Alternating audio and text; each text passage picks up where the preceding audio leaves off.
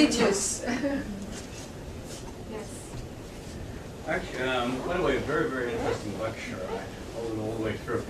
I was very interested in your comments on constructions of democracy, namely democratic constructions based upon whiteness and upon multiculturalism. And my question was, I was wondering whether democratic constructions based upon whiteness was simply another version of the civilizing mission of the Western colonial powers, and also what kind of techniques were employed in Brazil to implement the civilizing mission and this democratic construction based upon whiteness?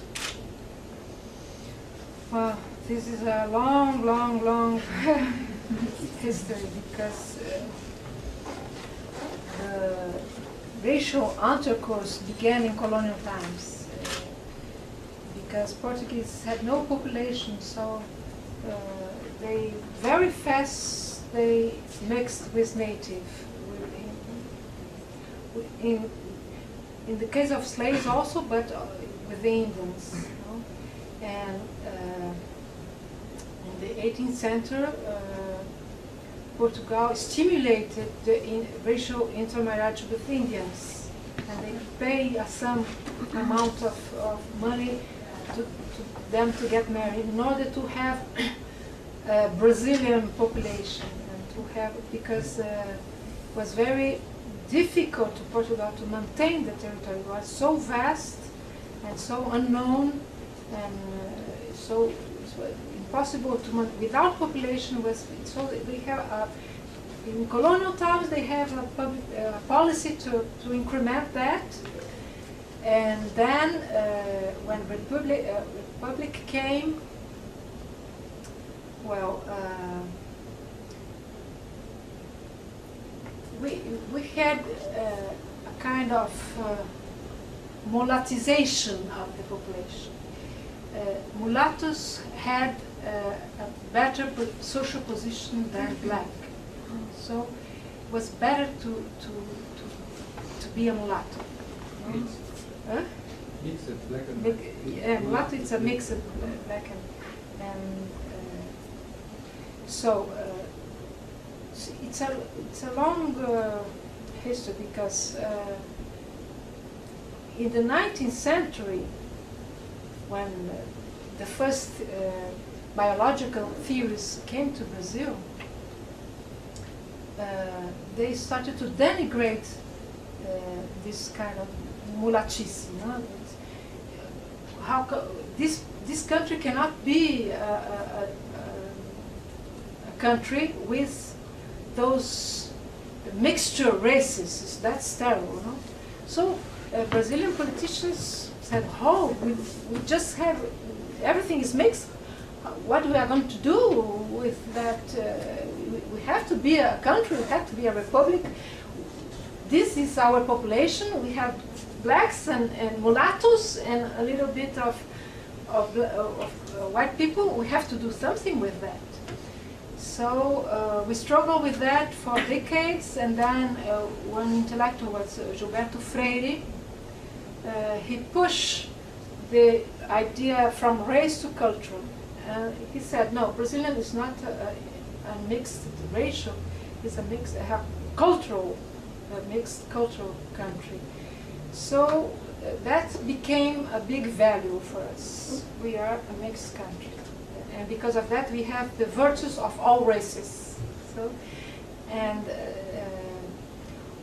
it's not only on ideology. Also, being a mulatto was better than being a black. So, the intermarriage was stimulated very good. Where did these biological theories come from, and why would the Brazilian politicians not even listen to them?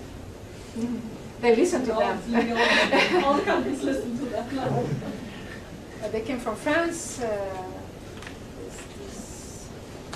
and you have to have in mind that the first university in Brazil is in the 19th century.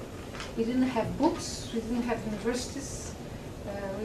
So when the crown came to Brazil in 1822, the first time when civilization came. We have libraries, we start to have museums, we start to have the civilized ideas, we have to start to have universities, and so the instructed elite was a tiny little social statement. They like it, European ideas. Yes. Do you see the evangelicals as a threat today to pluralism and secularism? That's one part of the question in the political spaces there in Brazil. And then the other part of the question is, do you also see an alliance between a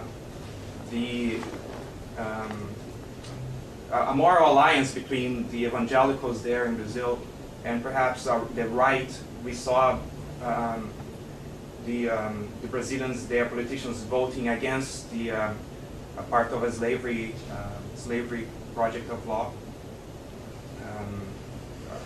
When in the past? Recently, yeah, there was a project of law that would basically confiscate land if there was slavery found, or and mostly of the evangelical deputies voted against that. So the general question is, do you see kind of an alliance between the moral right of evangelicals and the political right, as we see in the States, for instance, happening in Brazil? Mm-hmm. Well, it's very hard to like evangelical in Brazil. This new Pentecostal evangelical, because they are.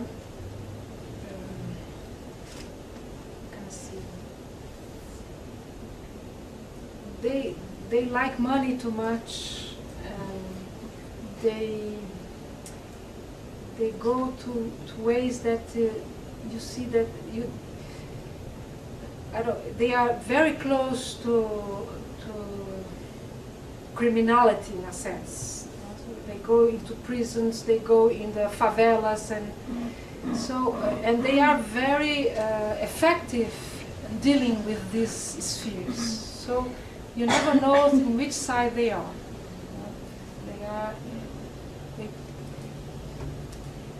But they are there, and a lot of population goes to their churches. So you have, if I like it or dislike it, it's not an important question. You have to understand why they are so attractive to this population. I think the radicals, the more radicals of them, they say Constitution no, Bible yes. So it's hard to go with them no? But I don't think they will be able to threat secularism. No, they have to play this game. And I think the more they say that, the more the debate around secularism advances. Their visibility are helping to secularism to develop, because they have to explain themselves in public. Now they have this idea of, okay, the Constitution no, the Bible yes, but when they go to the TV, or when they go, or when they are arrested, they have to explain, and they have to justify themselves.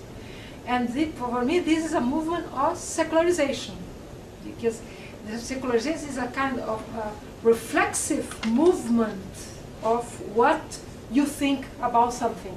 So they have to explain themselves, and when they do that, they change.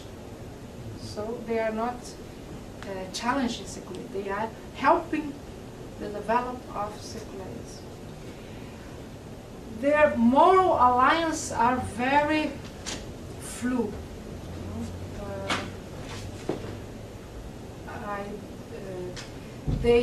I was this morning said they allied with feminists with the case of the abortion. that they are against homosexuals. They are allied to civil rights movements, to prohibit African rituals, to sacrifice animals. So in order, it's very, depends. So they are free thinkers when they have to prohibit Africans to kill animals because they hate the Africans' rituals. But they are not in the civil rights when you talk about gays and lesbians.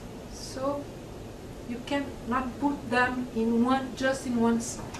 They are all sides. So thank you so much for being here. This is fascinating. The definition that you had of secularism is so interesting to me because you talked about the promotion of new conceptions of belief rather than the dismissal or removal of religions from the public sphere. And that's just fascinating to me. How does that affect the idea of public and private and conceptions of what is public and private? It affects totally because we cannot decide beforehand what's private and what's public. You only can do when the agents, when they talk and when they act, they decide what's private. And I'm trying to overcome the Weberian paradigm. Decide that private is the domestic sphere and the public. I don't know what's private or what's public. It depends on what they are doing. So I look to the actors to decide.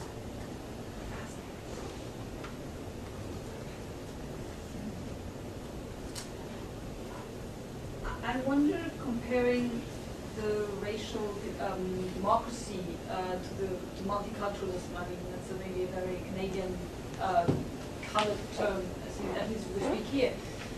And the way you described it, I mean, there was a project of whitening, but I also wondered to what extent the mixité or the hybrid, the mulatto, the racial democracy has the potential of making a colored mainstream much more acceptable than multiculturalism has done in Canada. Let me explain. At least here in Canada, we still have the debate whether the cultural groups are the others, and it's not the white Anglo-Saxon kind of mainstream society. So it has, in a way, this cultural outside and has a white core. That's the criticism of it. You can have a more positive view of it. But I wonder if you I don't know whether that is if you compare the two concepts. I mean, whether racial democracy has to a certain extent overcome that and makes kind of mixité or hybrid identities something that becomes the norm and imposes that to the few white bodies that identify as white or identify as. I don't know whether that makes sense. It's just I think nowadays you cannot talk about racial democracy as a sin. Because, in fact, there is no racial democracy. The whitening ideology is an ideology. And, of course, the situation of black people, it's a long debate about if poor blacks are poor because they are black or they are poor because we have white poors and black poors. So we and academics they don't talk about race anymore, of course. And in the 70s they keep the idea of race to talk about inequality. So it's not anymore a biological concept, but it's a sociological concept to talk about inequality. It's very pervasive